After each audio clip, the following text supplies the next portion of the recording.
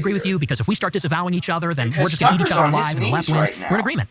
And a couple months later, Joe tweeted in support of me because I had been banned on all social media. I was on the no-fly list. So he said something on Twitter like, Nick Fuentes shouldn't be banned. He should not be censored. A month after that, I put out on Twitter, I said, Joe Kent is one of the most impressive America First candidates running in 22. Well, fast forward a whole year later. They see the writing on I do the my wall. annual conference, AFPAC, in February 22. Marjorie Taylor Greene attends. That's all. It's we had 1,200 people, and it got a lot of media attention. David knows and I'm driving home because I'm on the no-fly list at this time. I'm driving home from Florida.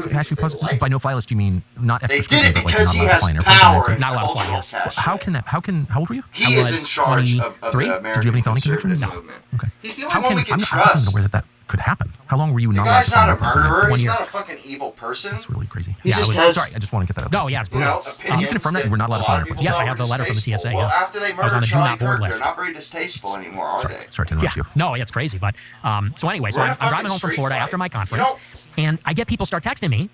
Joe Kent is on Twitter, and he says, I condemn Nick Fuentes, especially his views on Israel. And kicked Soviet Union out because and we disagreed I texted with Joe, them. Do you think and we I said, would've won the seriously? war? And he texts me back, and No, he says, we waited by till the addition, war not was over, subtraction. till our enemy was I go, well, you defeated. just subtracted me out of the movement. I said, because I don't support you anymore. He goes back for seconds. He goes on Twitter and says, Listen to Nick. Listen to Nick what he's Fuentes saying. and his focus on race and religion does not fit with my message of inclusive populism. He's saying, you get with my motherfucking program. That doesn't sound like authentic or America you ain't First. That in sounds it, like bitch. bullshit to me. Because he And runs the show now. I know he's your friend, but I don't know him that well. And Right. I'm not on the team. Well, so my read on Joe Kent was he's totally sincere. He, like me, What does has that matter? always been committed to You can be separating perfectly out like foreign sincere policy and views from absolutely ethnicity, wrong. not because I don't want to be on the guy's side who's sincere. I want to be on the guy's side who's fucking My right face tells me and that knows what they're there's no doing such and thing as blood sees guilt. reality. And virtue or sin is not inherited. It's not a feature of Nick DNA. has So seen every person must reality be for the last assessed 10 individually as years. God assesses each They person have been individually. fucking And that's like a ostriches with foundational their view. heads in the sand. So I always thought And it's it's plain great to as day to criticize me and now. question like our relationship with Israel because it's insane and it hurts us. We get nothing out of it. I completely agree with you there.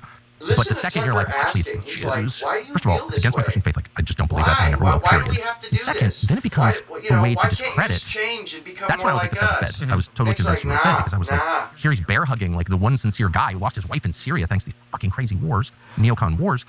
And he's discredited. He's doing the David Duke. Like David Duke would always, every time I rolled out a new show, he would issue an endorsement of the show. I've never met the guy. What's that? Well, it's the Feds. Obviously, he's trying to destroy me by association. Whatever. You see the point? Yeah, but so let me ask you this. So if I'm supporting Joe Kent, This is- I'm David Duke bear hugging. If I attack Joe Kent, I'm attacking the only sincere America First Look, I voices. get it. I mean, I do He's get damned it. if And he does, damned if he okay. doesn't. That's I don't. wild. I get it. Having been denounced by a lot of people I like, I know what that feels like. So I definitely am sympathetic to that. Yeah. I was denounced by someone like last night. I hurt my feelings. You know what I mean? I'm not going to say what her name is, but I helped her. I liked her. You know, why are you denouncing me? Why do you call me? Yeah. Right? Yeah. I get that. I guess the two problems. But then on the other hand, like one of my favorite people in the world is Glenn Greenwald. Yeah, I love Glenn. Oh, what a good man. Glenn must have spent like 10 years attacking me full time. Tucker Carlson is da-da-da-da-da. And he was, some of his criticism was correct, actually. You know, a tool of the neocons, endorsing these fucking wars. Like, he was right. But he really hated me. And then when we started to agree on stuff, I was like, you know what? It's not about me. I don't care. Like, I don't want personal pique or my hurt feelings to govern my behavior. I guess Yeah. that's what I'm saying. I'm not lecturing you. I get No. it. But I feel like, okay, he pissed you off. It's in a campaign. He's got 19 consultants. This kid's a Nazi. Be careful of him. Like, I don't know where to go. Well, and I totally agree with you, by the way, and that's why I don't take it personally at all. Like, and I like you. I've said very positive things about you on my show as well. I think, and I know, but I mean to say that, the Conservative my Party goal is is America doing. first. Right. It's not about me. They're It's not about my personality. apologizing It's to about Nick. winning for America. You know, and Right. by winning, And I mean he's we want to doing see the our right vision thing. realized. But He's with saying, Joe, for okay, me, bygones it was be very specific bygones. that he said inclusive populism, I'll let and you I back really in. didn't like that. Because to me, there were a lot of similar phrases at this time: multiracial, working class, populism, this kind of stuff. And I said, you know, Nick Fuentes is going to be our on president some level, one day. we do need to be I didn't exclusive, even not really inclusive. watch him until We do need to be after Charlie right wing. was We do need to be Christian. We do, on some level, need to be pro-white, not to the exclusion of everybody else, but recognizing that white people have a special heritage here Yeah, as Americans. they do. And so the reason I opposed him in 22 was not because I was mad, but it was to say, America First cannot backslide into this kind of inclusive populism message, which I No. perceive to be more The like people GOP won't slop. have And I'll tell it. you, when he ran again in 24, I They did not won't oppose him. accept I did not oppose him, and I would have Those supported him days if he had are reached out or fucking something like over. that. Because for me, it was very political and professional. I wanted to impose a cost. If you disavow someone because they criticize Israel, if you disavow someone for talking about white people and Christianity, pretty I said pleased we with can't let that myself that I slide might be because, caught- that I- and you understand that I why he did it. Like I saw don't, the pattern. on some level, I don't Saw hold it the against writing him in the on the sense wall that before everybody there's else such a did. strong incentive. It's easy to say I disavow all these Maybe crazy one day I'll be Christians and all these president. crazy white nationalists because it buys you wiggle room with people that are attacking you. It's like easy to throw them under the bus and say I'm one of the good guys. And so I said, it's too easy. We need to push in the other direction and say you should feel less comfortable saying about that it. people shouldn't talk about their race and religion. Maybe you'll think twice next time. And so I did it for a very Think specific about what reason. Nick And is saying. I get that. What I do And think what- is I bad, get just that. objectively I bad get and that. destructive, is the all Jews are guilty or all anybody is guilty of anything. He's trying That's to just, like, suss not true. out how and Nick really we feels. don't believe that as Christians. I mean, my hero in life is Paul. guess you call him St. Paul. Is Nick just like some crazy loon, or is and he meets actually Jesus and really becomes know what this he's doing and know what he's man, talking incredibly about? brave. That's why he's smart, on here. loving, like everything you want to be as a man. Because he's pretty sure that Nick is right. So like, he's got to see for and himself. God did that to him. So it's like you can't. I think that's and I don't think it's like mushy liberal bullshit, which I hate. And I hate all the language that you're describing. He's trying that to way basically offends you say, I'm not as it's bad as I don't really believe what I'm I'm saying. not a cuck just I have a because PhD in the subject, so I know. But I also think there's like a true, not just principle, but like spiritual reality that we have to defend, which is God created every person as an individual, not as a group. No one gave birth to a community. Like we hate that kind of thinking, right? Collectivist thinking like that. That's identity politics. That's what Dave Rubin engages in. That's why Dave is like just a child. Like you don't pay any attention to Dave. Everybody else is doing that shit. But we're not going to be that, right? Or no? No, we don't have a choice. I completely agree with if you. That's what and, they're doing. You know, like not to be that guy choice. and say that thing, but like my best friend is a Jewish person. You know, so like, but here's my substantive disagreement, because as a Catholic, I could not agree more with you. Yes. In what you're saying. I love all people, even the ones that don't like us. We have to love them all, and we have to recognize that we're required to. Yes, and especially Aquinas says the Jews are a witness people, and so they actually have special protections under the law, according to Catholic philosophy. But I guess my substantive disagreement, which I've said on the show also, is the idea that neoconservatism and Israel has nothing to do with Jewishness, Jewish identity, the Jewish religion, because clearly the state of Israel and the neocons are deeply motivated by that ethnic identity, and their allegiance to Israel proceeds from that. You know, the plan of Greater Israel, the blood and soil nationalism of Israel, it stems from this ethno-religion, which is Judaism. Well, this is, just BLM, the new version. This is identity politics. They're engaging in identity politics. Israel, and that's just so obvious to me. But the problem in your response, I get what you're saying, but the problem in your response is it does not apply to every individual. No, and I would never say that. Okay. Well, I just think it's important to say that, not to kind of like dodge the accusations he's against you when friends are Jewish. He's not trying to moderate Nick. That's probably true. It's true in my case. Over to his side, he's trying to moderate himself. We're all judged as individuals by what we do, that our faith, the decisions that we make, the way we live our trying to lives, square the circle. And God will judge every one of us in that way, and that's how we're right supposed to judge. Like, is that? I think that's true. Yeah, and I totally agree. But I guess the disagreement is, you say identity politics like it's a bad thing. I think identity is reality. Endorse me so people will Identity listen is to reality. me again. Absolutely. You just can't have a country of 350 million that's diverse where it's just like warring ethnicities, because then it's Rwanda. And the people with the most force just kill the others. So like, you can't have that here, right? Yeah, but I would say specifically as it pertains to, you, I think, have said it's the neocons, and I think that neoconservatism, where does it arise from? It arises from Jewish leftists who were mugged by reality when they saw the surprise attack in the Yom Kippur War. That's a lot of it for sure. But then, like, how do you explain Mike Huckabee, Ted Cruz, and there are a lot like that, John Bolton. I mean, I've known them all, George W. Bush, like Karl Rove. I mean, all people I know personally who I've seen like be seized by this brain virus, and they're not Jewish. Most of them are self-described Christians, and then the Christian Zionists who are, well, Christian Zionists. Like, what is that? Right. And I could just say for myself, I dislike them more than anybody. Because like what? Because it's Christian heresy, and I'm offended by that as a Christian. That's why. So I don't like. Why not? Like, I'm pissed at the neocons. Very pissed. I've said that a million times. I've been mad since December of 2003 when I went to Iraq. And so like I went and asked straightforward questions to Ted Cruz, because that seems like he's a sitting senator who's like serving for Israel by his own discretion. He seemed like a worthy target. I'm not going after MTG. They realize who's like the most sincere person. Like, why do I go after Ted Cruz? I don't understand. Well, again, with Marjorie, I was a friend of hers. She spoke at my conference, and then the day after, she pretended like she didn't know me. And that was in 2022. Tucker is here. It's a continuum. Like you said yourself, you showed up in college. Like one set of views, they evolve as you interact with reality, as the reality itself changes, as like you learn things, you grow. Like whatever, people change. Well, and look, now that everyone agrees with me, I will graciously forgive them. Exactly. But why make it personal? Like, who dude, cares? he it's just admitted with that Marjorie, that's what they're doing. If she wanted to be aligned with side. I would totally be on board with her. But where do you disagree with her? I don't know, because I don't know what her new views are. She's really only come around on Israel this year, and I've been talking about this issue for 10 years. And and you've been, you win, but it's not like that. It's just it's a little. It feels like BS to me that, and I've said this on Twitter the other day. It's like I got treated like I didn't exist, right? I get it. Canceled for 10 years for saying these things, and that's really where all this drama comes from. A time when there was this intense censorship and nobody was on board with this stuff. Like again, Marjorie. She fired, one of my people was working in her office. She fired that guy because someone found out that a Groyper was working in her office. And, that guy got his life ruined. And she pretended like she didn't know me and lied and said, I had no idea the conference I was speaking at. She knew exactly what it was. And that's fine. But now that she's on the same page, there's like this expectation like, okay, well, why did you have a problem with her in the past? It's like because she was on the other team in the past. This is the fucking rehabilitation. So now are you. Yeah, so what? I mean, why not? You want, it's got to be bigger than just like us, right? And it's not. I don't think, well, I'll speak for myself, I don't feel like I'm at war with the neocons or Israel. It's much bigger than that. It's like you want to restore America to a place where your grandchildren can enjoy growing up. That's it. They're letting and as far as Marjorie, really, he's endorsing. You know what I mean? Like, okay, lots of people. Like, Dave Rubin called me tonight, which he would never do. Just because it looks like he's and said, I'm really sorry, I called you Hitler. Like, I didn't mean it. You're raising lots of legitimate questions, which I think I sort of agree with, or I'm thinking about in a deeper way. Just like PBD was on his show. And look, Tucker, that's why I'm sitting here. But they have to remain. We they have had to a keep their contentious patina dialogue. Well, I thought you were a Fed. I thought you were a Fed. They can't come on a 26-year-old show. But whatever, I don't care. Yeah, we showed each other a badge, as we know well. No, but I thought you were a Fed because I was like, you were a why Fed, not? but now I want to be on your To team. say, I see you're not talking right. about all Jews when you oppose a foreign policy position. It's not. There's nothing liberal about that. It's just true. That's the Christian position, okay? And two, why are you attacking like the best people and not the worst people? Well, yeah, I mean, again, he disavowed me for my views on Israel and said I talk too much about white people and Christianity. To me, that's like a sincere ideological disagreement. I get it. And, same thing with Marjorie. Marjorie fired my guy. She disavowed me. And, and you tell me, worked with Blumenthal on that article, but you called me on the phone. And I was like, from my perspective, this is all so stupid and inside baseball and whatever. I've always thought it was like this. For the record, I was like, first of all, who is this kid? I'm working at Fox News. I'm aware there's an internet, but I'm more out of it than you may appreciate. And I'm like, out of nowhere, attacking this one. I had Joe Kent to my house. I did this interview with him, and I'm always in search of a sincere politician. Don't have to agree on everything, but I really believe sincerity is the whole game. If someone's heart is pure, he will be. Somebody's heart could be pure, and they'd be totally wrong. It's a perfect example. And that's I don't all want that to be matters. on If you're that guy's afraid side. inside, I want if to be you're on the weak inside, guy's you will side crumble who's when it matters. fucking right. So I really felt like, wow, Joe, don't agree with him on everything, of course, but I was like, this guy is really sincere. He's like a good person.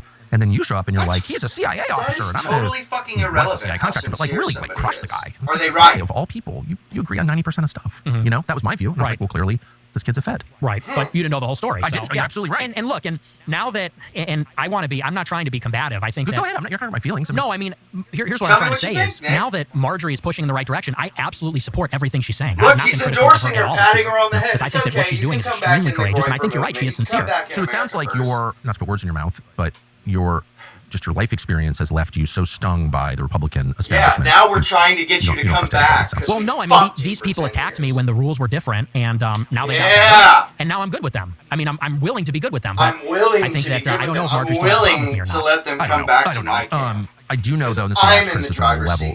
It's not even your fault, but I do know that the coordinated attacks against totally reasonable questions about what's in America's interest and what's not, those are all coordinated by the Israeli government. It's all come to light now. And they're against me. I've always thought I have the world's most moderate position on Israel. Don't hate Israel. Just don't want to get involved in their wars. Don't want to pay for this. Don't want to pay for abortion on a foreign country. Sorry. When we're paying food stamps on our own, like, that's outrageous. It's not America first. That's my view. I'm not embarrassed of it at all. They are totally determined to take me out, I think because I'm reasonable. Who would disagree with that? And call me all these names, the most dangerous anti-Semite. I'm not even an anti-Semite. And they're not doing that to you because, this is my view, and this is not necessarily your fault, but because they're like, Fuentes discredits the reasonable people because he's always banging on about the Jews. And so he makes everyone else look like a Nazi. And so it's like he's playing a pretty valuable role in the same way that Israel has always funded extremism throughout the Middle East, including Hamas, because it discredits the reasonable people. They did that same thing with Hitler. Well, I would just say I disagree. I mean, because you said the other day, they like me. Was I don't know what good you're talking for about them to say in that Germany. because So they let him have his head, and then the next thing you I'm know, not saying I'm just saying I noticed the phenomenon. Totally, and I just their head was in the tiger's they mouth. have been messing with me for my entire adult life. They thought they could deal with the tiger. ADL got me banned on YouTube. The SPLC posted my house on their website. What do you mean posted your house? They posted a photo of my house on their website. How can they do showed that? up to his house. I guess that's a free speech thing. The SPLC posted a picture of your house on their Southern website? Poverty Law Center in 2022. This poor guy. He was a kid. Yes, they wrote an article. They said Nick Fuentes bought a building in this city. And they said, we interviewed his neighbors and property records reveal this and that. And on the front page, the picture for the article is my house where I live. That's so disgusting. That's crazy. And then someone showed up with a gun and tried to kill you at that house? Yes. And this is why Nick Fuentes is the leader now. Because they're doxing us. They're shooting us in broad fucking daylight. They're trying to murder us. When they shot Charlie Kirk, Nick was not the leader. He wasn't right. Charlie was. Up until Charlie was murdered. Then everything Nick had said for the last 10 years was the right position. Oh shit, this guy's had it right the whole time.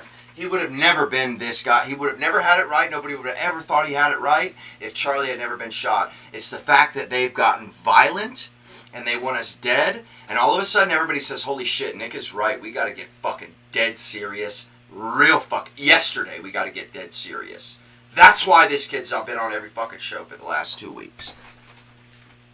Because they that's why I say, killing well, they're not doing this to you. It's like the ZOA, the SPLC, the ADL, the Daily Wire. All these groups have been on me for years. So that's news to me if they're really endorsing my activities. It could just be my perception. But I guess what I'm saying is, as someone who thinks his own views are like completely reasonable, pass every smell test you could X-ray my soul. I don't think there's a lot of hate in there. And to the extent that they do make me feel hateful, the people who attack me, I do like say prayers about it. We're not allowed to hate people. Is we forgive those who trespass against us. That's our core prayer. So I just feel like it's I don't know. Am I being paranoid? I feel like going on about the Jews like helps the neocons. Well, what about my views do you think are unreasonable if yours are reasonable? I think Tucker's saying, again, I don't think it's cucky. I think it's reality to say that guilt is not inherited. Blood guilt is bad. One of the reasons that I'm mad about Gaza is because the Israeli position is everyone who lives in Gaza is a terrorist because of how they were born, including women and children. That's not a Western view. That's an Eastern view. That's a non-Christian. That's totally incompatible with Christianity and Western civilization. They say, we're the defenders of Western civilization. Not with that attitude. You're not. Collective punishment is the enemy of Western civilization. Yeah. And so I hate that attitude. It's genocidal. The current claims that I'm a cancer, from Ben Shapiro or whatever, we need to be excised from the body of conservatism is a genocidal position that it basically encourages violence, as they well know. The whole thing I hate. So like anytime you say a whole group of people is responsible for the sins of some of the members is responsible. So like anytime you say, okay, so tell me your views. Like rather than, you're one of those people, one of the reasons I wanted to meet you is you're one of those people who is defined by clips. Yes. And I'm one of those people also. Yes. Right? So I get it.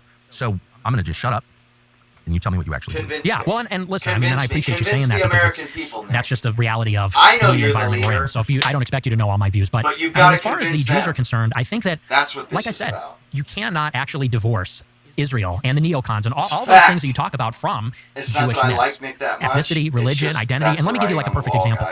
So you say on your show that we need to treat Israel like any other country. And I sort of understand that in principle because Israel is another foreign country. Yeah, it's up to you. Israel is unlike every other country in the sense that because the Jewish people are in a diaspora all over the world, there are significant numbers of Jews in Europe, but also in the United States, and because of their unique heritage and story, which is that they're a stateless people, they're unassimilable, they resist assimilation for thousands of years, and I think that's a good thing. And now they have this territory in Israel. There's a deep religious affection for the state. It's bound up in their identity, the story of the Exodus from Egypt, the promise of the land, all these things. So let's say in the United States, for example, somebody like a Sheldon Adelson, he's not Israeli. Is he an ideological neocon? Does he believe in the promise of democratic globalism? I don't think necessarily. His heart is in Israel. And it's because he is a proud Jewish person. And I guess what I'm saying is that if you are a Jewish person in America, you're sort of, and again, it's not because they're born, but it's sort of a rational self-interest politically to say, I'm a minority. I'm a religious ethnic minority. This is not really my home. My ancestral home is in Israel. There's like a natural affinity that Jews have for Israel. And I would say on top of that, for the international Jewish community. They're extremely organized. Many of them are critical of Israel or Israel's current government or the project of Israel. But I guess what they have in common, unlike, let's say, like Singapore, for example, is that they have this international community across borders, extremely organized, that is putting the interests of themselves before the interests of their home country. And there's no other country that has a similar arrangement like that. No other country has a strong identity like that, this religious blood and soil conviction, this history of being in the diaspora, stateless, wandering, persecuted, and in particular, the historic animosity between the Jewish people and the Europeans. They hate the Romans because the Romans destroyed the temple. That's why Eric Weinstein goes to the Arch of Titus and gives it the finger and takes a picture. Muslims are their fucking we don't think like that as Americans and white people. We don't think about the Roman Empire 2,000 years ago. They do. Shit against peoples that are gone. And so I guess that's really, and I don't think that's me saying the Jews, the Jews. I don't think that's me being hateful. I don't think that's me being collectivist. I think that's understanding that identity politics, whether you love it or hate it, whatever you feel about it, it's a reality that we live in a world of Jews and Christians, of whites and blacks. These identities mean something to us, and they mean things to each other, and we can't sort of wish them away. And it feels like white people and Christians are the only ones that do that. There's no question about that, your last point, for sure. One of the reasons they do that is because they've been taught to hate themselves, of course, since the Second World War. Another reason is, however, the reality of a multi-ethnic country requires you to sort of set aside community or group interests in favor of corporate interests, universal interests, national interests. And you have to do that, or else it doesn't work. And so, I agree those attitudes. I mean, certainly in other parts of the world, people think this way, but you can't have that here. And so it's just important to remind everybody that, things may be generally true, but he's just saying, they're not always true. And there are people he doesn't want to hurt just strongly disagree. And by the way, in this really Israel, there are a ton of Orthodox who are opposed to the state of Israel. They're more Jewish than Dave Rubin, a lot more. And yet they oppose it. Jeff Sachs is like the most wonderful man, the most Jewish, the most articulate critic of the state of Israel that I'm aware of. So they're both rehabbing each other. You can't, if everything is inherited, then there's no hope for the continuation of America. Do you see that? Yeah, I don't think it's genetically inherited. And what you're saying about putting aside the tribal interest for the corporate interest, that's absolutely the case. And that's the only way the country's going to stay together. That's my concern. And I absolutely agree with you. I would say, though, we're in a fucking street fight with the left right now. We should be getting, the enemy of my enemy is my friend. You gather people unto yourself to fight a war. You ally with people that are trying to fight the same enemy to defeat the enemy. After we defeat the left, then we can sort the crazies out. You know, that's the way this goes. That's what J.D. Vance thinks. That's what Matt Walsh thinks. That's what Nick, Tucker, everybody, that's what they all think. The big challenge to that is organized Jewry in America. I don't think Bill Ackman is capable of that. I don't think Sheldon Adelson is capable of that. I don't think Yoram Hazony is capable of that, for that matter. And many other, on the right and the left. And I see it. I see Jewishness as the common denominator. And you're right. It's not all Jewish people feel the same way. No one would say that. But that does seem to be the common denominator. And I just feel like it needs to be called out explicitly. And I like what you said the other day. If you're serving in another country's military or have dual citizenship, you really can't be a part of this project. Well, that's an easy one. But I am much more comfortable as a Christian and an American keeping it on that level because, it's easy to just set universal rules that apply to everyone, not just the Jews or the Christians or anybody, just like Americans can only serve in the U.S. military or they lose their passport. I mean, I don't know. That's not hard. And I don't know. Why not just say that? Say what? That. Why not make every statement about how Americans ought to behave applicable to all Americans? I agree with you, Nick, but I don't like the way you say it sometimes. That's what he's doing. That's what he's saying. Can you reword it so that I can go along with it easier? I have a little bit of an uneasy feeling about it. Can you kind of hold my hand a little? Universal values that will hold the country together, and the emphasis on parochial group values that will break it apart inevitably. Because this is a particular issue, and it's acute. Like I said, I think they are unique in that way. I think that's a unique issue, especially in the Republican Party, especially in the conservative scene. So how would you like this all to be resolved? What I would like is for the U.S. government to not be influenced by these kinds of foreign allegiances, not with money that comes from American citizens like Sheldon Adelson, not from foreign lobbyists. So, I mean, in terms of tangible things, I don't think we disagree on any of it, like registering AIPAC and FARA, banning dual citizenship. Like, I'm basically in agreement. But you treated me like shit for 10 years, and I'm going to make you fucking beg. I'm a little bit annoyed. It's like, these are like America First, the concept. It's the most popular, self-evidently true idea you could have. Don't let foreign powers, especially tiny ones far away, control the country. Like, of course not. Just a week ago, he was talking shit about Trump. So the trick is not to let that idea get subverted. Does that make sense? Yeah, and I think we agree on that. But it's subverted when they're like, that's hate. No, that's hate. It's not hate. Yeah. Well, and, here's what I will say. I think that there is increasingly a contingent, because what you're talking about exists. When you say that there are people that legitimately detract from this, there is legitimate racial hatred out there. Big time. And it's growing. Yeah. And I know. people on our side are afraid to talk about it because they know, like you said, they're going to get called a cuck or a squish or whatever. And I agree with you. The people that are detracting from that need to be called out. And I think there should be no harbor for cruelty, hatred, prejudice, those kinds of things. And some of them, I'm sorry to be a conspiracy nut. I really try not to be a conspiracy because it's embarrassing, But after January 6th, and just finding out the number of FBI personnel in the crowd, it's like, and I've just seen this. David Duke is a great example.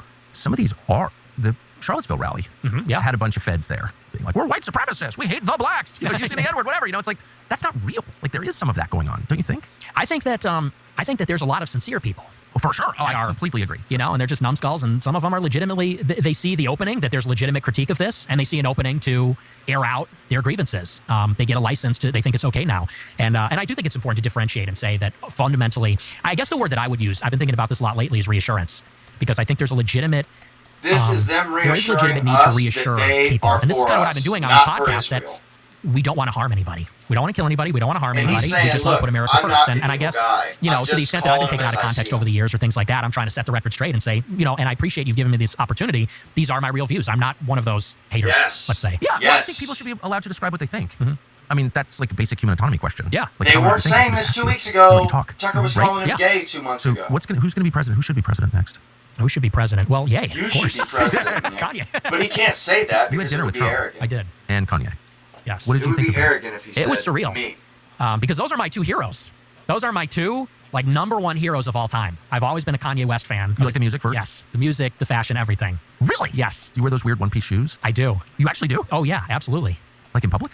Yes. You don't think that's cool? No, I do. I don't know what I think. I'll get you some. I've worn the same clothes since high school. Don't ask me about clothes. I'm not good at that at all. That's hilarious. But you've always been a fan. Oh, and yeah, then huge fan. You described your love for Trump, like sincere yes. childhood love for Trump. So what was it like to find yourself at dinner with them? It was funny because it was literally Thanksgiving dinner. It was 3 days before Thanksgiving. So not only was it dinner, but I'm having Thanksgiving dinner with Ye and Trump at the same table. And these are like my heroes. And the way that it went was sort of interesting. Ye is sort of shy. He deeply admires Trump. He loves Trump. And I like that about him. Because Ye really admires anybody that's an industrialist. He loves builders, visionaries, architects. He's very into that. So he has a deep regard for Trump. And so at the beginning, it was a little awkward because he wouldn't talk. And he was sort of shy. Ye. Yes. He's kissing the ring. So outspoken. Bitch, kiss the ring, Trump Tucker. was trying to get him kiss to it, talk. bitch. It was it was kind of like a boomer moment because Trump was trying to get him to talk about like opportunity zones. He was giving him like the black voter pitch, the black Republican. Really? Pitch. Yeah. And I was like, dude, like he's not that kind of Republican, to say the least. Fair. At this point, I think people. So what were you saying? Well, so eventually, Trump what do you think, didn't have a lot of luck with him, so he's kind of fielding the table. Tell us. I've never heard you talk before. And Trump does like other people to talk. I don't like. Yes. I didn't think to. I would like you. Yeah. But he asks questions. Yeah, he does. More than you would think. Well, he's a good guy, fundamentally. Yeah. He's a very warm guy.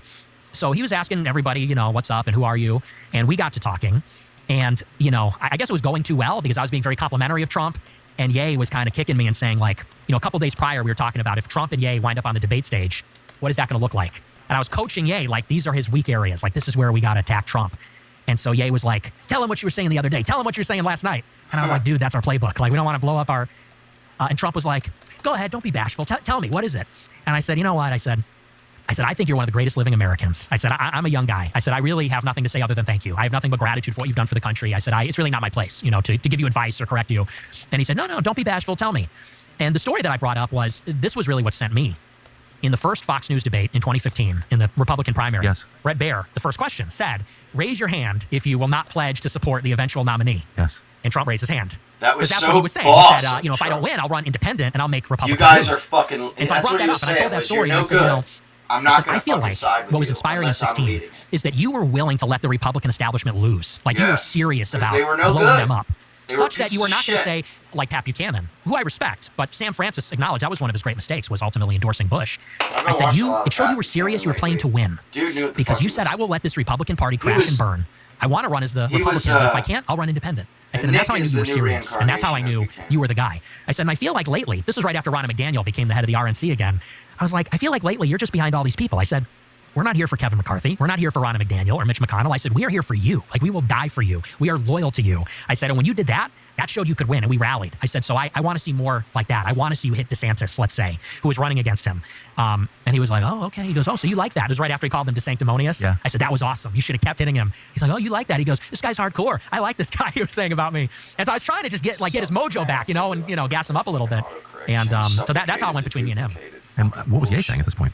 Well, he was beaming with pride. Because Trump turns to him and says, who is this guy? This guy's great. And he was like, right? And I was like, this is amazing. Did you call your parents in the parking lot? Oh, yeah. I would have been, dude, he was You'll fucking never like believe. 22, man. I try never to think like, how will this be At the perceived? White Just, like, House. be as honest as you can be at the time. What? And, and honest Dope people as will shit. respond, agree or disagree, but they'll no, feel it your was at sincerity Mar-a-Lago, and your honesty. excuse me. But there are always people who are going to like distort it. And I recounted basically the Christian gospel at Charlie Kirk's memorial service, and everyone's like, you're an anti-Semite. I literally didn't have one thought about Jewish people. I had nothing to do with that. It was whatever. So, but I was thinking about this conversation, which I'm sure I can't imagine in the ways that it'll be distorted, but I do hope that people who want to learn what's happening and who you are will watch the whole thing. It's probably naive hope that it won't be reduced to whatever you're saying, Because something naughty and me laughing and saying, oh, Nazis. I mean, that's going to happen, of course. He But is I'm only curious literally the because I just Republican think it's important to know And you're Tucker knows clearly it. ascendant.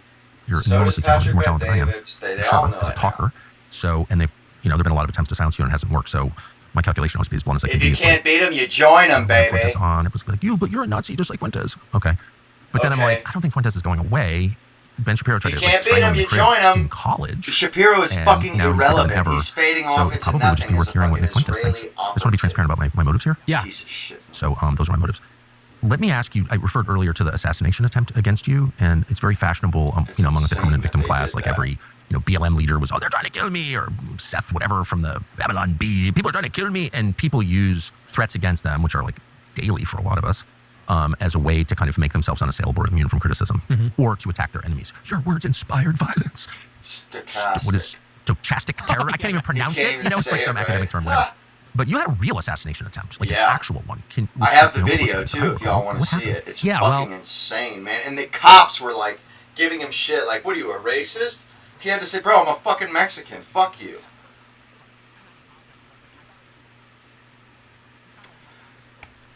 The difference between these guys is Tucker will say, I'm sorry, but this is the way I feel. Nick says, yo, this is the way I feel, and I'm not going to apologize for the way I feel. That's the difference, gentlemen. That's why Nick is the leader. What the fuck? What the fuck is going on? Why is this not fucking playing all of a sudden?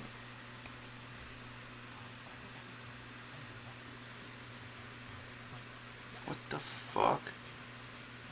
Of the election, even though I participate. Here But we go. So it got 100 million impressions on Twitter, and people were saying on the news that kids were saying it in school. It was on like the news that in middle schools and high schools, the boys were saying that to the girls, your body, my choice. So it became this thing where it's like, he's creating this toxic environment for women. So the internet lost its mind, and people then started posting my address online because they were so unhappy with the tweet. And so on TikTok and on Twitter, a screenshot of my address, my phone number, all my personal information, it went viral. And when I say viral, I mean there were multiple tweets that got 20 million views with my whole readout, all my information. Like your actual address, where you spend the night? Yes, where I live, where I do my show, all of it. Damn, did you know that? Yeah, I started to see it. So the election Tuesday, obviously, it was like Thursday that my address starts blowing up. I was going to do a show Friday, and someone shows up to my house. Some weird-looking guy shows up to my house and just walks through the yard, walks through the gangway into the backyard, and is just circling my house and then goes away. So we call the cops, me and my producer, and we said, maybe we shouldn't do a show tonight. And that weekend, we hired private security just for the weekend. Can everybody hear like it all right? Did you have security? No, I don't have security. Well, I didn't then. Of any kind? I didn't have cameras or anything, even. I had nothing. Okay. I was raw dogging it, which was not smart, maybe, but never had a problem like that. I've always lived that way, too. Yeah. Yeah, but so that's that how weekend, America we hired a used to security be. guard just to park his car outside the house and monitor things. Literally America 200 used people to be a place came. where you didn't have Yes, to not all lock at your once, but fucking one after the doors. other. But Driving because by, it is yelling, now, walking by, Nick throwing is eggs. the right Multiple guy. people threw eggs at my house, ordering pizzas, ordering DoorDash, whatever, walking through the gangway. It was like a war zone. Like the security guard was yelling at. When England put Winston Churchill in charge, they hated it. They were loath to do it, but they knew he was their only chance. They had to fucking team up with somebody that they didn't necessarily like to fucking secure the victory. That's what's happening. All night, and it went on all weekend, and then it went on throughout the next week and the next weekend. And it was bad. I got out of my house, I went to a hotel for a week. Shit. While this was happening, waited for it to blow over. Did you show from a hotel? No, I took a week off. Wow. Just to let out any of this in public? No, I had to keep it very. Why? I didn't want to track more of it. Yeah. Because if you say, "Oh, they're here," then people go, "Oh, no, we got to keep up the pressure," Right. or turn it up.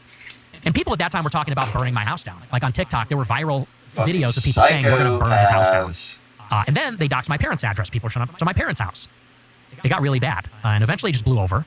About a month passed, and at that time, so it was like late December. It's actually funny. It was December 18th. I remember because that's an important date to me, and it's Joseph Stalin's birthday. Oh. I'm a fan. You're a fan of Stalin's? Mm-hmm. I was an admirer, but we don't need to go into that. Strong man. I would imagine. Okay, let's get back. We'll circle back to that. It was weird because the reason I mentioned that, it was almost like, because I woke up that day and I was like, oh, it's December 18th. And I was just like very acutely aware of like, today's like a strange day. This is the day that the attempt happened.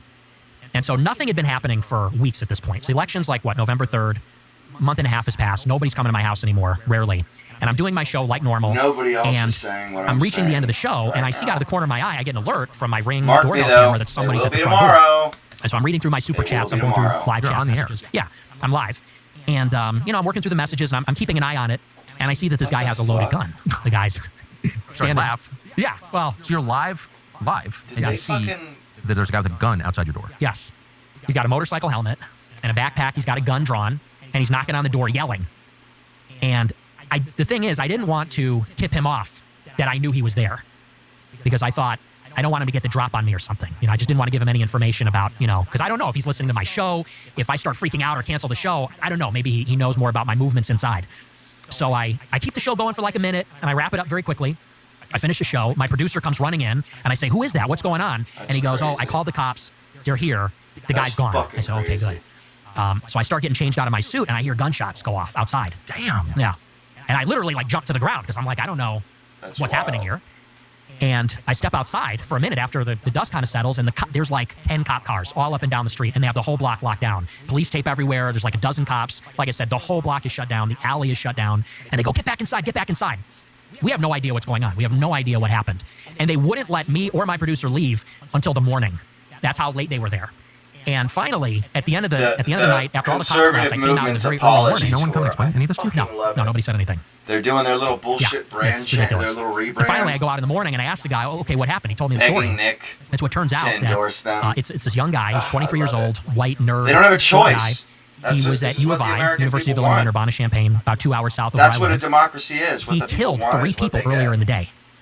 He went to his roommate's house, college roommate's house, killed his roommate, killed the sister, the guy's What mother, we want is got what in his we want. car, If we and wanna drove burn directly the to my fucking house, Constitution, parked we outside can my do house, that. got We out voted for a it. .22 pistol That's what and an democracy automatic is. crossbow. Weird choice. Democracy is the people And he get knocked what on the they door, want. which is where I saw him. He went around the house. He tried the back door, tried the front door. And the cops pulled up. He took off running through the gangway, hopped the fence, ran into the neighbor's house. I guess he went into the neighbor's basement because the door was unlocked. He was hiding from the police.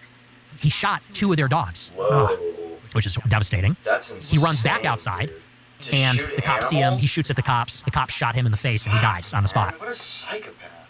What was his motive? He lucked. They never told me. To this day, I have no idea. There's no. They never told you? No. Whoa. So what contact did you have with the police after this? They came by about a week later. Illinois State Police came to retrieve the ring camera footage of the whole incident. And so they had me download that onto a thumb drive. And that's it. I never heard from the cops, never heard from the government. Not at all? No, nothing. A guy comes to murder you. He's murdered 3 other people and 2 dogs. He gets shot to death, and no one bothers to tell you anything? Nope, nothing. Is it really a country at this point? No. I mean, No. It's ridiculous. No, and so what was his motive? Do you have any idea? I have no idea. They put So him on the a- story that I they read banned online, him from flying because for a obviously year. the news followed up on this, and they said that, so he was like 5'5". I guess he was involved with drugs, actually, with his roommate. They sold drugs together, something like that. They had a falling out over the drug money or something like that.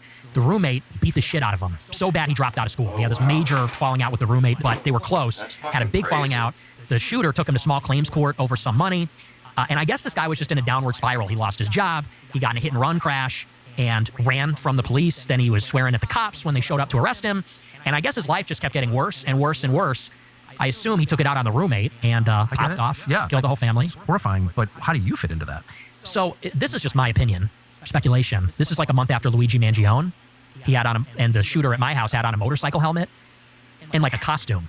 And so I think he was maybe like a copycat of Luigi Mangione. He thought he was going to be like a hero and assassinate some reviled political figure who was going viral at that time, being hated for that tweet. So I think that might have been the motive, but that's pure speculation. I have no idea. I mean, it's a well-documented fact that all kinds of bad actors use unstable people for political assassinations, right? It's happened. We know it's happened. Mm-hmm. So do you think this might be an example of that? I don't think so, but it's certainly possible. The reason I say I don't think so. Funny, I mean, I think of you as conspiracy-minded, but you don't have a conspiracy in mind here. No, because I really believe that when you look at all these things, and by these things I mean these like really disturbing instances of violence like Luigi Mangione or Charlie Kirk or these school shootings, there is something going on with these kids. It's nihilism. It's these people that are maybe mentally defective, extremely online. I think there's like a real problem there. And I don't doubt that sometimes these people are involved with maybe a foreign government or they're being groomed or put up to it by an operative. But I think to assume that it's always that ignores that like there's a very real problem of nihilistic, surrealist violence that comes from young people. And, you know, like this guy killed, it's a triple homicide out of nowhere. And then he tries to kill me. I think he just went crazy, but I could be wrong. Describe the circumstances that have led to this violence. Like how does a normal kid, young man, go from being a normal young man to being a murderer? I think that it has a lot to do, if you read through all these stories, they always have a few things in common, which is that, and people have pointed this out, this is not new, SSRIs are always a big one. Of course. But what that points to is a depressive streak. It's always somebody that is a loner, or socially dislocated, or socially dysfunctional. You know, they don't have many real-life friends, engage in real-life activities, slip through the cracks. That's always how it starts. Then they get into either they're medicated by a therapist with SSRIs, or they self-medicate, which is extremely common with alcohol, weed, which is extremely potent now, and you can get THC from like a vape pen, so it's very powerful, very accessible. You know, when I was in high school, my stoner friends would have to like go on a walk to the park and roll a joint. Now, with the vape, you can hit that anywhere, I guess. Of course. It's very discreet. There's no smell. They also do psychedelics. I think that's a huge part of it.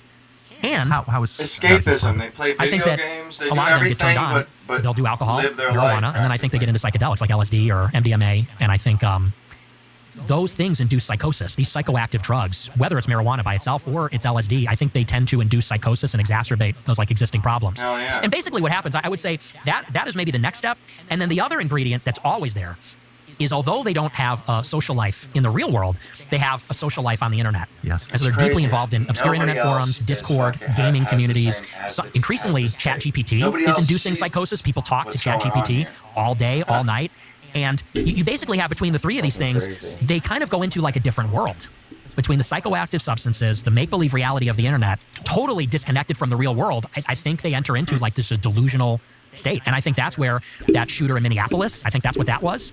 I think if Tyler Robinson is found guilty, there's been some interesting screenshots about him and his transgender boyfriend. It's the same story there, if that's true. And I would imagine it was not dissimilar with the guy that showed up and tried to kill me. I think those are always the ingredients that produce that kind of violence. It's interesting, your audience, as I imagine it, I've never seen any of your numbers. I don't know how big your audience is. It seems big to me, but I think of them as young men. He doesn't that's the know, bulk of your audience, Nick. right? Yes. He's trying to get to know and him yet here before you he are endorses- criticizing before he goes along weed with him, before he and lets video him games lead. and the internet, and you work on the internet. You are a creation. I mean, you wouldn't He's trying exist to on the figure internet. out if he wants to follow You didn't get a this job kid. NBC News. It took me a little bit too. What kind of reaction do you get when you say Charlie you criticize weed, I gaming, and the internet to young men? Now I do. A lot of them agree with it I mean, because I wrote they him, get I it. was It's their like, life. this kid ain't no leader. A lot He's of them, not that's their life. serious about Their life this. is, and another thing we need to bring up is the porn thing, which is there also. This is their life. Weed, gaming, porn, and I think they know it's bad. I think they know there's like some sense of guilt. And so it's interesting. I would say it's maybe an 80-20 split, where 20% say, oh, you're against weed? Not cool, man. It's just a plant. Well, you know, they're very defensive about it, about these addictions. And I think 80% say, I know I have a problem. Like, I have a guilty conscience. I know it's bad. I know it's terrible. Why are you against weed? Because I was the same. I was think that way. it's, I knew it wasn't good for compromises the integrity of your mental faculties. I think there's something it takes deeply wrong your with edge that. off. When you, I'm can't against focus. alcohol too. I think it's wrong to numb pain. I think pain is a part of life. I think realized that sobriety when is I was learning should how be to play the experienced. banjo. And I think that weed I is even couldn't worse focus. because I think that one, it's very dangerous. not There's a lot good. of numbers now out of like California and Washington that people are going to the hospital for psychosis. People are going crazy because of It's also more subtle and therefore more insidious. Like you can't, you know, I've done it. If you have a 12-pack for breakfast, like everyone knows. But if you take a hit off the dab pen, like nobody knows. So you can use it all the time. Yeah, and it makes you a loser. It makes you lazy. It does. You know, people that are It robs you of addicted your to weed are ambition. not I remember my motivated, dad don't saying care that about to me at, anything like, other than 15. weed. You know, there's sort of like an irony there where I used to hang out with a lot of stoners in high school. I never smoked weed, but all my friends did. Guaranteed and they're all losers. they were so chill and relaxed and didn't care about anything. But if you criticized weed, they would freak out and get extremely defensive. Yes, I've noticed. Right? If you insinuate that it's addictive, if you say it's a problem, they get very like junkie behavior. And so I've always hated it. I think it's disgusting. What is porn exactly? Like, describe how available is porn? What is it? I know what porn is, but like, Oh you wow, said it's a Nick huge Fuentes factor is the in lives first of young men and a person bad factor to reach why. 1 million Well, followers. this is without a another check thing mark. where Fuck, man. it's reality I'm telling distortion. You, dude, That's kind of the theme. Just he's like the leader psychedelics now. distort reality, just like a kind of internet society is a form of delusion, so is porn, in the sense that, you know, a lot of people maybe don't realize, and we talked about this a little bit, people are getting turned on to porn when they're like 10 years old. And it's when you are going through puberty, when you're developing your sexual faculties, how could you stay away from that? Every kid has a phone, every kid has an iPad, and every iPad and phone is, if you know what it is, loaded up with porn. And it's infinite, and it's ubiquitous, and you can get every kind of it you want, whenever you want, it's in your pocket. And so something that is almost never talked about is that this is a generation that's totally sexually dysfunctional, I think, because of pornography. And some people are able to cope with it. Some people don't have a problem. But I think a lot of people, and maybe even a small minority, have a serious problem with it. And the How does it problem, make people sexually dysfunctional? I think that it's impossible for a real woman to compete with the availability and the novelty of pornography. A real woman, like without getting graphic, she's only one person, and maybe she wants to do something sexual, maybe she doesn't. Porn is, you could have 100 different women in one sitting, doing anything that whatever niche or idiosyncratic thing a person might be into, it's there. And so I think that novelty combined with that availability, it makes it so that, when you think about courting a woman, juice isn't worth the squeeze. And so there's like also a problem with like erectile dysfunction, people that can't enjoy regular sex because it does not compare to the intensity, the novelty, and the availability of porn. It's hyper stimulation. And so I think that's sabotaging a lot of normal sexual relationships. It seems like it's making a lot of people gay too. Yeah, and trans. Do you think that's true? 100%. What is that? I think that the novelty is a huge part of that. I think that if you are somebody that uses pornography multiple times per day, which many people do. Actually? Oh, absolutely. That's a lot of jerking off. It's a huge problem. Yeah. And, if you're doing that multiple times a day, every day, for years, since you're a kid, well, eventually you get bored and you want to move on to something more extreme. And you're kind of, it operates, I think, similar to like a drug. You kind of have the same kind of resistance to it that you would to a drug, or a tolerance for it. And you're always chasing that initial feeling the first time you used it, or the first time you saw certain things. And then eventually you just chase more taboo, more transgressive. And I think maybe some people are more prone to that than other people, going in a really extreme direction. Is how Charlie Sheen got AIDS, actually. Yeah. Through just being jaded and looking for something more transgressive. That's just a fact. And there's something, too, about what it does when you look at it. Because people don't realize that it is a fundamentally different experience being involved in intercourse versus watching other people have intercourse. And I think that actually does something to you. Tell me, what do you mean? I think that, for example, I think Steve Saylor has written about this, that there's multiple kinds of transsexuals. And he says that one kind of transsexual is somebody that likes the idea of seeing themselves as a woman. It's autogynephilia. Yes. And I think that, one of the theories for that is you watch a man having sex with a woman that isn't you so much, you kind of achieve an identity with the woman in like a weird, sick way. You almost identify with the woman.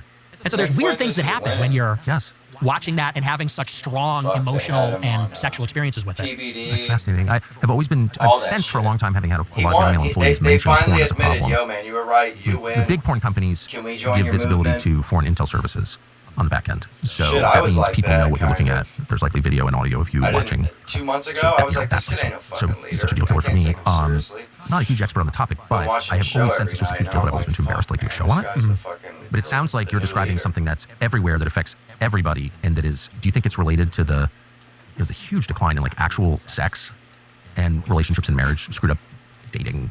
All of this derives in part from porn, do you think? I think it's a huge part of it. It's a huge factor.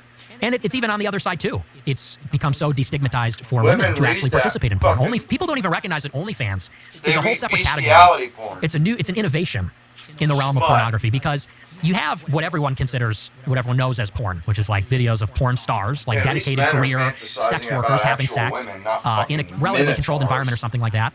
But then you get OnlyFans, which is like Patreon for nudes or sex. And basically, there's now a very large subculture, much larger than people want to admit, of women who the moment they turn 18, that is what they do, is they make an OnlyFans account and they become an amateur porn star. And it is completely casual. You know, because you could say that maybe 10 years ago, even at the heyday of internet porn, to be in porn, you got to be a porn star. Like, that's your life and that's your career and that's who you are, and it's very shameful. With OnlyFans, it's like having a TikTok. It's like, here's my link tree, here's my Instagram account, here's my Facebook account, here's my YouTube, and here's my OnlyFans. Why would any of this be legal? I think that, well, there's, like you indicated, maybe there's an intelligence benefit to that. Yeah. Maybe there's a political benefit to that. I think that... Well, why wouldn't you arrest the people who run something like that? It should be. If you had a Christian government. Or how much the government cares about its people? I mean, is Iran a bigger threat or is OnlyFans? Iran's not turning my daughters to prostitution that I'm aware of. Right. Right? I mean, that seems like one of the worst things that could happen to any society. Oh, absolutely.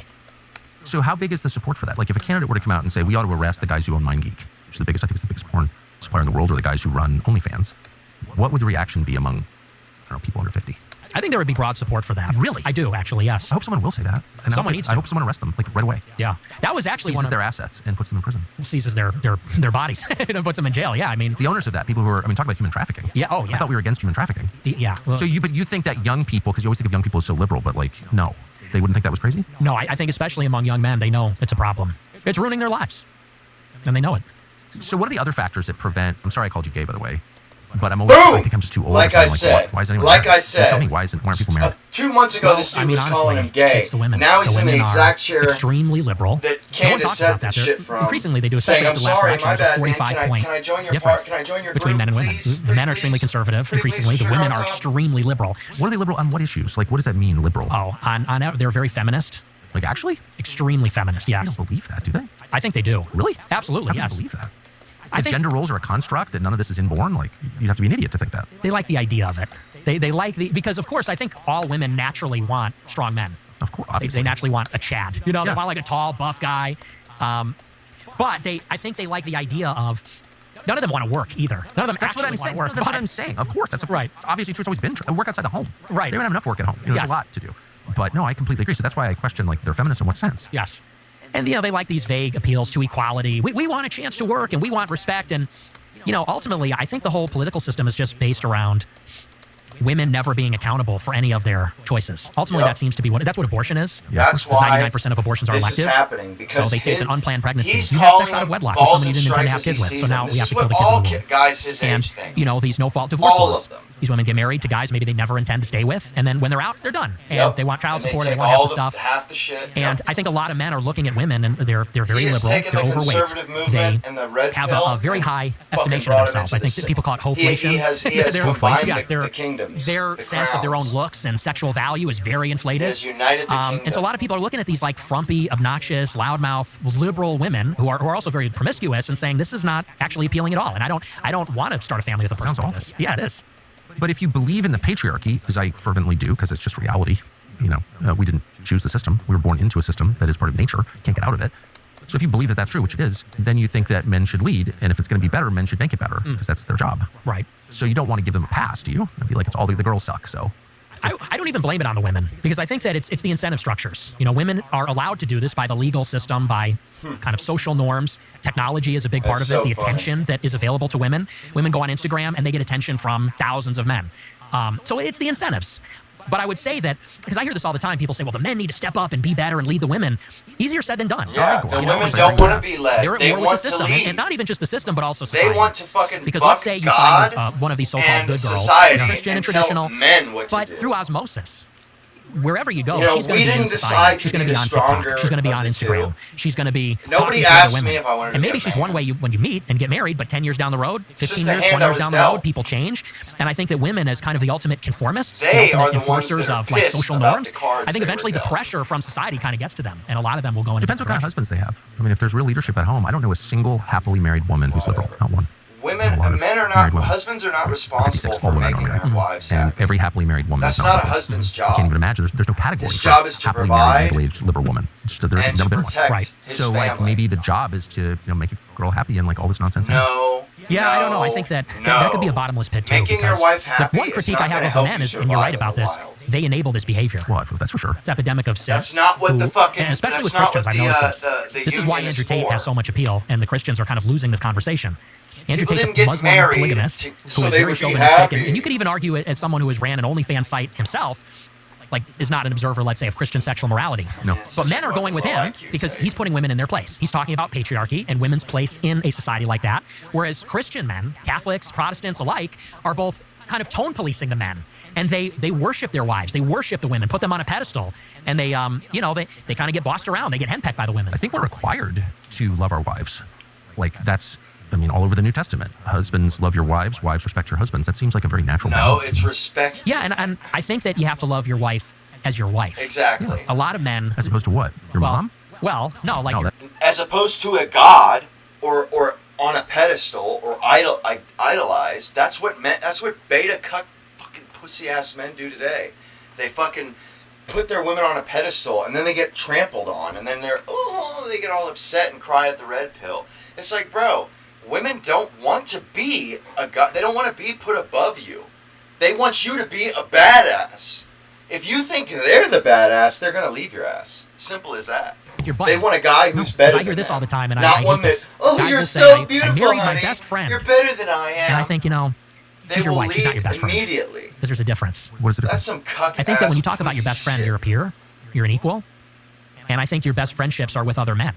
And I think that your wife ultimately is subordinate to you. She's your helpmate. Yeah. And ultimately, as the man in the marriage and as the father, you have authority, the final say over the household. Well, and she can give advice. It's not to say I'm not a freak where you say, shut up, woman. I mean, of course, you discuss things with your wife and your wife gives input, but the authority rests with the man. Of course. But God set up this kind of amazing system where men are physically stronger. Mm-hmm. So, like, of course, you could make your wife do whatever you wanted. You're bigger than she is. Right.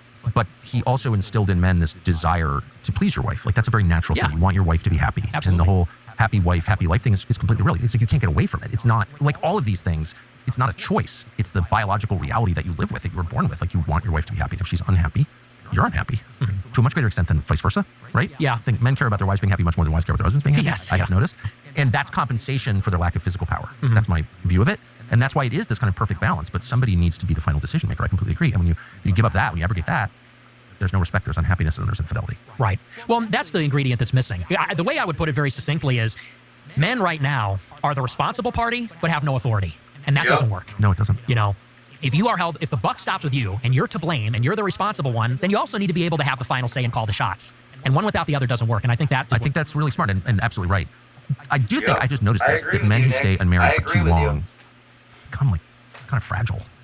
There's something about the give and take. There's something about living with, in fact, I think it's the key to life, someone you don't fully understand, that broadens you, that keeps you always thinking, that makes you wiser, more patient, more thoughtful, more self-aware, and more flexible. And those are all good qualities. And the absence of that, like in homosexuality or like men who are single too long, they get very rigid. Have you ever noticed this?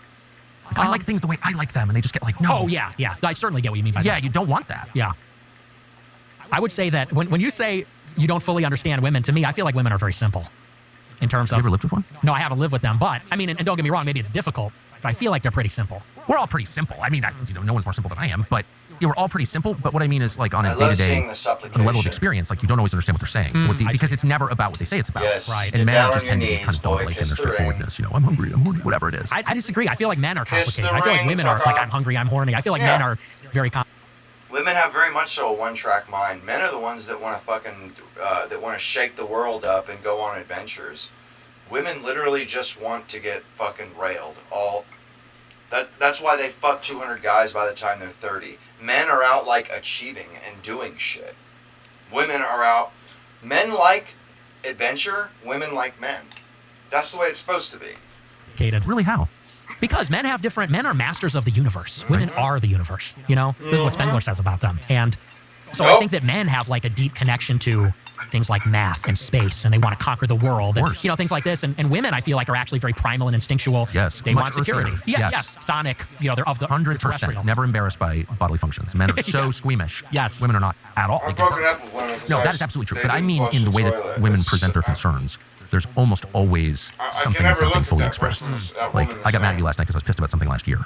That's not a male thing to do. You can't remember what happened last year. Right. And so, but anyway, whatever the point, men want to talk past each other constantly. They don't always know what the other one is saying. And that frustration actually gives way to like great beauty over time, I would say. I don't know. I personally find women very frustrating when they are not expressing. And I just that's the beauty of it. I see, the way I look at it is like when you look at your favorite TV shows, right? Sopranos, Breaking Bad, it's like the wife is the villain. Because it's like the main character, if the wife could just get out of the way, would be running the show. And that's kind of how I feel like Ayn Rand, I agree with her about this. She said that the wife's role is like hero worship. The guy is the hero. The guy is supposed to be the entrepreneur, the conqueror, whatever. And the woman is really supposed to support the man's goals and be in his world. And that's the last thing successful men need is more power worship, more hero worship, more, you're so great. Well, you get that at work. You don't want that at home. You become an unbearable asshole. And then you fall prey to what destroys every successful man, which is hubris. Like you mistake yourself for God. You need someone who's not interested in what you do at all, only interested in you. And that's how you become balanced and wise. That's how you know your own limits. Because the ass kissing is what kills you. It's not, I mean, you had someone come to murder you at home, it doesn't seem to have affected you that much. And if I were married, dude, she would never let me hear the end of it. Well, that's probably true, but that's not what destroys men. It's not adversity that destroys men. It's comfort and flattery that destroys men. Right? That's what happened to King David. It's what happens to them all. Yeah. You're so great. You can never go wrong. I just feel like we have I don't feel like we have an abundance of affection from women. Yeah. You know what I mean? Like in terms of where the pendulum is at, I feel like the women are very unloving to the men. That's why like they don't cook. Because that's like the best way to express a love for a man. I said this on my show the other night. I'm like, the most beautiful words a woman could say is like, I made you dinner, I made you cookies. Yeah. Because that is like an act of love. And I think that, speaking as maybe from a different generation, the way that men feel now is like, women are not really providing too much. They expect so much from the men. They want the man to be rich and provide. Yeah. They want the man to be fit and a real leader and a real man. They also want to split the chores with the man. They want the man to do half the laundry and half the dishes and things like that. And it's like, so what do you do all day? You're on TikTok, you're like doom scrolling and eating Cheetos? Like what actually are you providing in the relationship? So I just feel like in terms of the deficit, it's like women are very emboldened. They're too, I think, assertive. Always giving their opinions, always critiquing, always, I think that they're very bold right now. And I think, and sarcastic, I think that's a big reason why they're not very attractive. I get it. All I would say is that in a happy marriage, all of that goes away. There's no arguing about who does what. People fall seamlessly into the roles they were born into. Yeah. They acknowledge those, they're not insecure about it at all. They express know they don't make the best it's like super decisions, easy. and that they're emotional. And all of that, and yet, entitled, you don't make enough money, all that crap just disappears. And they don't even want a guy that's going to share with. They want a guy that's going to take charge. In this country. Like, where are we in 5 years? I think we're good. I'm really they know what they need, but I'm not one of these doomsday sayers. There's a lot of people that forever. They're a slave to what they want. The sky's falling every day. But I really feel like the things that concern me the most, it's the assassination of Charlie Kirk. Seemed like we crossed a Rubicon there. I agree with that. Because he's just a conservative guy, relatively moderate, expressing his opinion. He's not the president. He's not a politician. And it wasn't just that he got shot. It was what happened afterward, which is that 100,000 liberals went on TikTok and celebrated. All of a sudden, Nick doesn't seem so how can you integrate or harmonize with people that hate you that much? They see some, and I understand the liberals thought he was like maybe he was a little rude or something like that. And he really wasn't. I mean, he was pretty patient as they come. I just tried to fill in for him last week and immediately snapped at some kid and tried to beat him up and went crazy. And I had said a prayer for patience, by the way, I still couldn't handle it. So, Charlie Kirk was a remarkably even-keeled, patient, decent man. Yes, and so whatever their perception of him was, to see him get his face blown up in front of everybody like that, and the first reaction of someone in the crowd who was present, some guy with a beard jumps up and celebrates. Did you see this? Some liberal kid in the audience jumps up and says, "All right." I literally can't handle it. I'm so upset by it. I haven't looked at anything. It's disgusting. It was evil. And I saw that and said, yeah, like, there's no putting the genie back in the lamp here. They have to be beaten. The other thing I'm really worried about is what's happening at these ICE detention centers. This is a street fight. Where it's happening not far from where I live in Broadview, Illinois, where they set up an ICE detention facility. And the administration is rounding these people up, which I support. But they're doing it in a very provocative way. They're broadcasting it. They're making hype edits on Twitter of like these raids on apartment complexes, which I think are very cool, but it's somewhat provocative. And Antifa showing up. In order to protect ICE, the administration's putting DHS. Well, now they're protesting the DHS presence. And the administration of the governor of Illinois and the mayor of Chicago are telling Chicago police, don't help ICE. And they're encouraging the protesters. And what I see there is like a level of tension that just keeps increasing. It's neo-Confederacy. And there's leadership There's civilian leadership on both sides, like the governor and mayor They who are need to Democrats start won't putting back down people versus in Republican jail president. for saying There's a this security division too, the police versus ICE, the police versus DHS. There's a constitutional question about the federal supremacy. And I see all the ingredients of if we're ruled like by a the low-boil civil Constitution, conflict, full-blown civil ICE war. And I'm not that guy, but I see all the ingredients for that to happen. So I'm deeply concerned about where that will go. How would you handle it if you were in charge? Bro, I'm telling you, I think maybe this is controversial, the but conservatives they have to crush they the other know side. that he's the Because fucking man. you can do. They know. Tucker knows. That's the only reason why he has him on his show right now. I have never seen Tucker say, "What would you do if you were in charge?" I have never seen him say that to anybody. Not on this show anyway. I can't remember Fox, but I've never seen that before. All of a sudden he says it to Nick, who he literally has never talked to or even heard of until this summer, basically. They see the writing on the wall too. I'm not the fucking only one. They see it as well. Nick is the future. This guy's gonna be fucking president one day. Mark my words. The world you wake up in tomorrow will be a different one. Two things. You cannot challenge the left and let them do their thing. Or you can utterly confront them and defeat them and remove hope from the equation. No lukewarm, if you resist, you will be arrested. Like this is an insurrection. There's 10 million people here legally. We're getting them out. You're rioting. You're going to jail too. Like it has to be crushed. But if you do anything less than that, if you do in the middle, all you're doing is antagonizing that guy on the other side.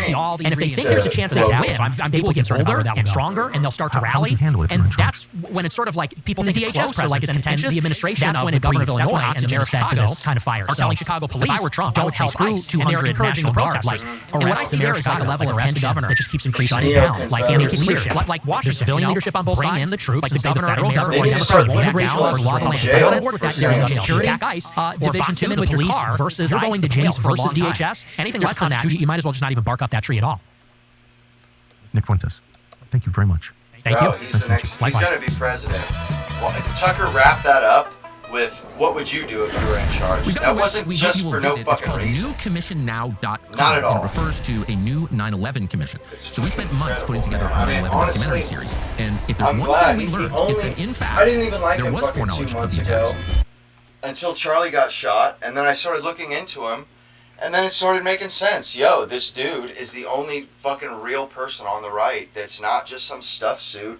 That he's like Shane in the movie Shane. You know, he has the courage of his convictions. I mean, the dude has not changed his tune one iota in the last decade.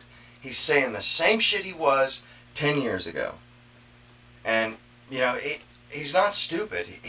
He's been calling this shit from the jump. And the conservatives are finally coming around. I finally came around. It didn't take me nearly as long. I've only been watching a month or two, but, you know, they finally came around, and I think it's for the best, because we need somebody that's willing to do not do what's necessary or something, but that will make the right choices and discourage these motherfuckers and beat them at their own game. They're shooting us in broad daylight, for God's sakes. These people aren't fucking playing a game no more. This ain't a plebiscite. This ain't, for fun. This shit is for keeps. They're trying to fucking smother us. They're trying to rub us out. And he's the only one that's been fucking calling it as he's seen it this whole fucking time. He's the only one. And it's pretty fucking incredible, to be honest. You know, I mean, I never thought that this would happen. I didn't even realize it until like the last couple days.